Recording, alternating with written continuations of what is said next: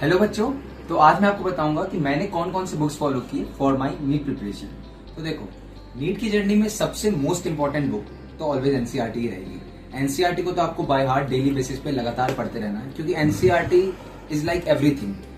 NCERT is the bare minimum, जितना आपको करना ही करना है अच्छे तरीके से, एकदम डेडिकेटेडली। ठीक है, एनसीईआरटी अच्छे से करना है। बट इसके अलावा अब जैसे हमने नीट 2025 का पेपर देखा है, नीट 2025 का पेपर हमारे एक्सपेक्टेशन से तो बहुत ही हाई लेवल का एंड बहुत ही टफ बन गया था।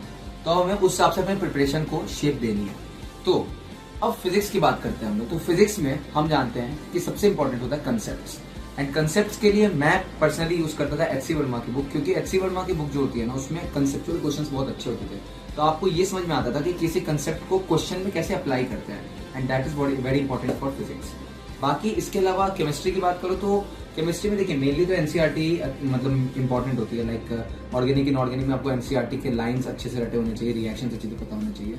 फिजिकल केमिस्ट्री के लिए मैं आपको कहूंगा कि आपको जेई मेंस के क्वेश्चंस लगाने चाहिए जो भी होते हैं, क्योंकि जेई मेंस में अच्छे लेवल के क्वेश्चन होते हैं, और क्योंकि उनकी बॉडी सेम होती है, लाइक एनटीए ही दोनों के पेपर सेट करते हैं, नीट के भी और जेई के भी। तो आपको एक सही आइडिया लग जाएगा कि आपको हाई लेवल के क्वेश्चन भी कैसे आएंगे।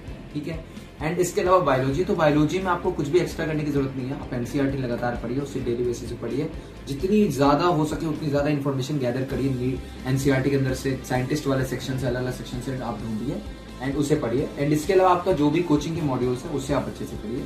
इसके अलावा आपको कुछ भी और करने की जरूरत नहीं है। और ऐसी और भी वीडियोस के लिए हमें सब्सक्राइब करें। Thank you.